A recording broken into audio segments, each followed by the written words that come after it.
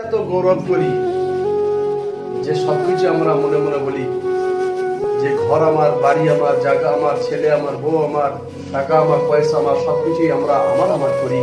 কিন্তু মানুষ যদি একবার আপনি মনে মনে চিন্তা করতে পারতেন যে সবকিছু যেখানে আমি আমার করি, আরে বেটা আমি তো আমার নিজেরই নয়, যদি আজকে আমি নিজের হতাম আল্লাহ তাবারক ওয়া তাআলা আমার হুকুম মতো আমাকে মৃত্যু দিত, আমার মরণ দিত।